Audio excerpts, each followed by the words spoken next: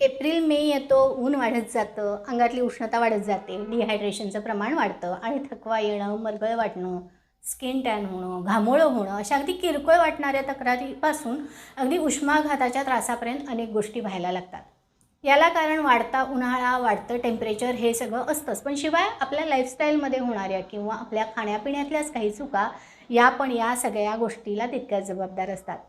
आणि या गोष्टी फक्त उन्हाळ्यातच त्रासदायक ठरत नाहीत, तर पुढे येणाऱ्या पावसाळ्यातसुद्धा आपल्याला आजारपण देऊन जातात. अशा 4 चुका ज्या आपल्याला टाळायच्या आहेत त्याविषयी आज आपण बोलणार आहोत.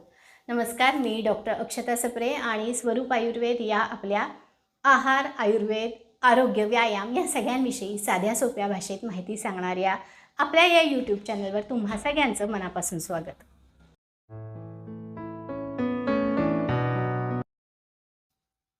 सगळ्यात पहिली आणि खूप कॉमन चूक म्हणजे वाढती तहान भागवण्यासाठी फक्त पाणी पिणं. खरं तर उन्हाळा सुरू झाला आहे, भरपूर पाणी प्या, डिहायड्रेशन टाळा असा सल्ला घरातला प्रत्येकजण दुसऱ्याला देत असतो.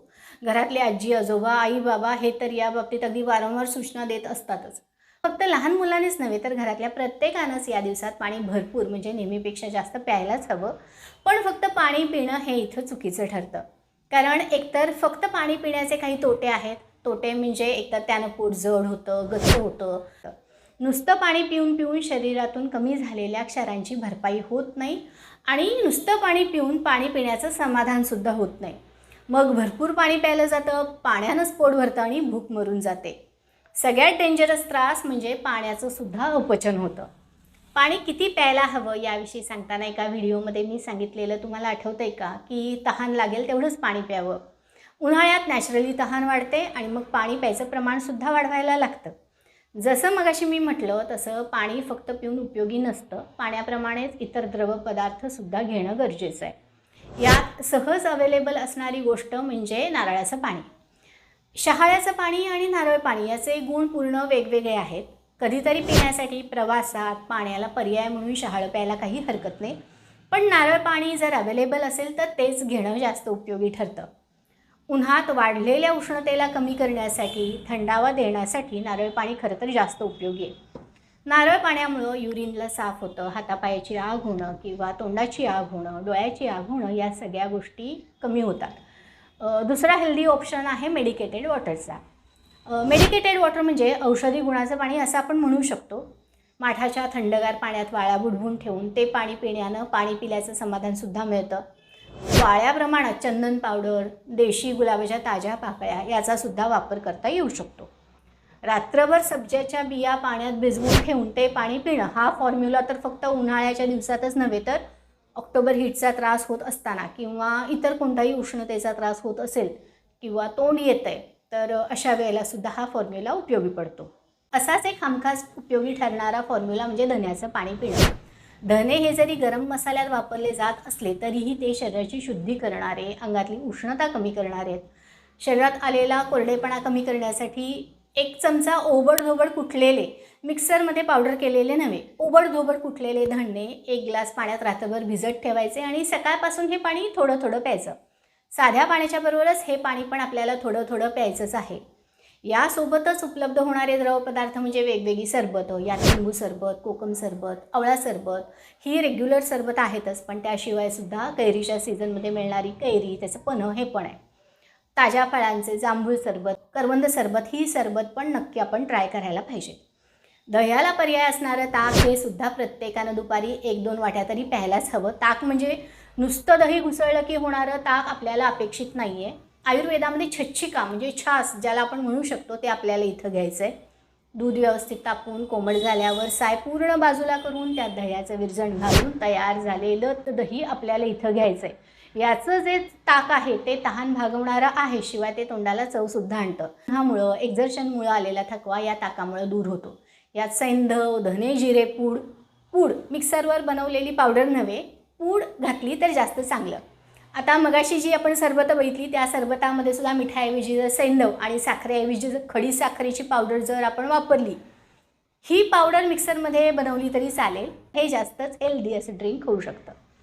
तर पहिली चूक कोणती, तर फक्त पाणी पिणं. आणि ही चूक सुधारायची कशी, तर पाण्याबरोबरच एक म्हणजे मेडिकेटेड वॉटर म्हणजे औषधी पाणी पिणं, 2 म्हणजे ताक पिणं, तिसरी गोष्ट म्हणजे नारळ पाणी पिणं आणि चौथी गोष्ट म्हणजे फळांची आणि पारंपरिक सरबत याचा न विसरता वापर करणं.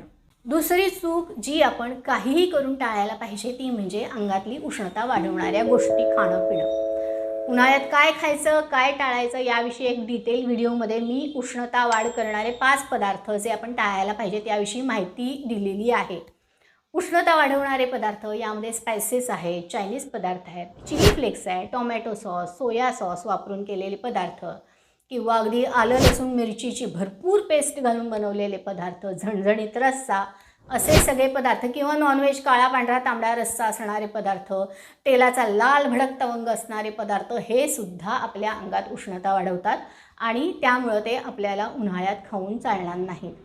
काही पदार्थच असे असतात की मेथी, बाजरी, शेपू, भोपळी मिरची, मुळा हे पदार्थ किंवा ड्रायफ्रूट्स विशेषतः काजू, पिस्ता, बदाम हे सगळे पदार्थ उन्हाळ्यात उष्णता जास्तच वाढवतात.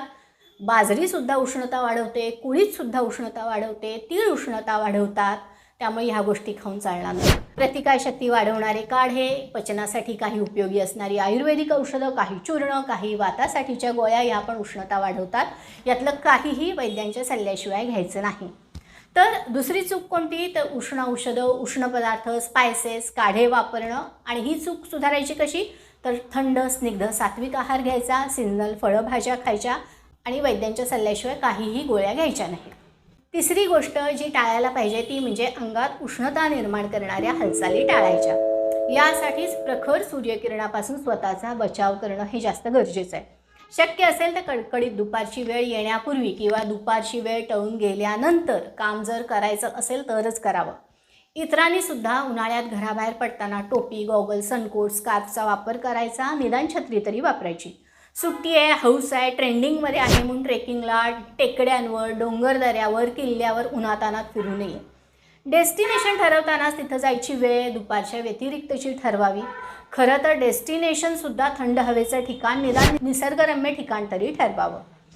आपल्या शरीराचं तापमान मेंटेन करणारी टेम्परेचर मेकॅनिझम ही आपल्या शरीरात काम करत असते. वाढलेल्या टेम्परेचरमुळं या मेकॅनिझमवर लोड आलेला असतो म्हणून उन्हात जाणं टाळायला पाहिजे किंवा थंड वातावरणात तरी आपण राहायला पाहिजे.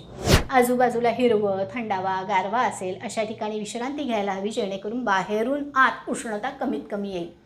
पण शरीरात निर्माण होणाऱ्या उष्णतेचं काय? आपल्या शरीरातल्या मसल्सच्या कॉन्ट्रॅक्शन रिलॅक्सेशनमुळे किंवा मसल्सच्या वेगवान हालचालीमुळे शरीर गरम होत असतं आणि ह्या हालचाली आपल्या व्यायामामुळे होत असतात. यामुळं सुद्धा शरीरामध्ये उष्णता निर्माण होत असते आणि अशी एक्स्ट्रा उष्णता निर्माण होणं प्रत्येकाला झेपतं असं नाही. म्हणूनच आयुर्वेदानं उन्हाळ्यात व्यायाम करूच नये असा सल्ला दिला आहे. चौथी चूक म्हणजे आपली प्रतिकारशक्ती आणि पचनशक्ती कमी करणारी किंवा याच्यावर डायरेक्ट किंवा अगदी इनडायरेक्ट हल्ला करणारी गोष्ट म्हणजे विरुद्ध आहार आणि विहार. साधारणपणे आपल्या चॅनलवर बोलताना किंवा पेशंटला सांगताना मी आणि इतर वैद्यसुद्धा सांगत असतो की दूध आणि फळं एकत्र खाऊ नका.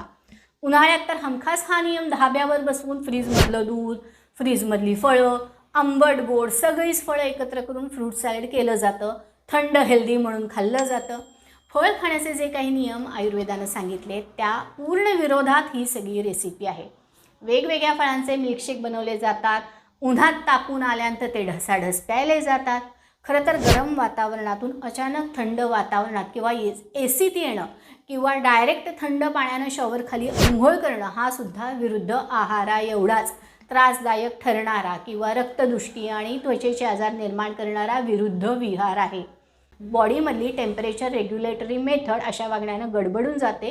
तिला तिचं काम शांतपणे करू द्या. उन्हातून आलात घरात या, सावलीत बसा, थोडा वेळ पंख्याखाली बसा, मग थोड्या थंड एसीत जा किंवा उन्हातून आलात घरात सावलीत शांत बसा, थोड्या वेळानं हातपाय थंड पाण्यानं धुवा, चेहरा धुवा, शरीराला स्वतःहून थंड व्हायला वेळ द्या, मग आंघोळीला जा. तिथंसुद्धा आधी डोक्यावर पाणी न घेता हात पाय पेरी थंड होऊ द्या आणि मग आंघोळ करा. याच्या उलटसुद्धा थंडगार एसीमधून किंवा एसी कारमधून डायरेक्ट उन्हात जाऊ नका.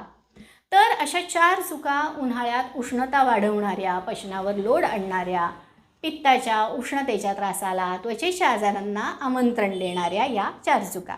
या 4 गोष्टी आपण टाळूया आणि उन्हाळ्यात काय तर येणारं पूर्ण वर्षच आपण अगदी हेल्दी राहूया. तुमच्या हेल्दी आयुष्याच्या प्रवासात कायम मार्ग दाखवणारा आयुर्वेद तुमच्यासोबत कायम हवा असेल तर स्वरूप आयुर्वेद या चॅनलला सबस्क्राईब करायला विसरू नका. व्हिडिओ आवडला असेल तर शेअर नक्की करा. पुन्हा लवकरच भेटू. तोपर्यंत स्वस्थ राहूया, आनंदी जगूया. धन्यवाद.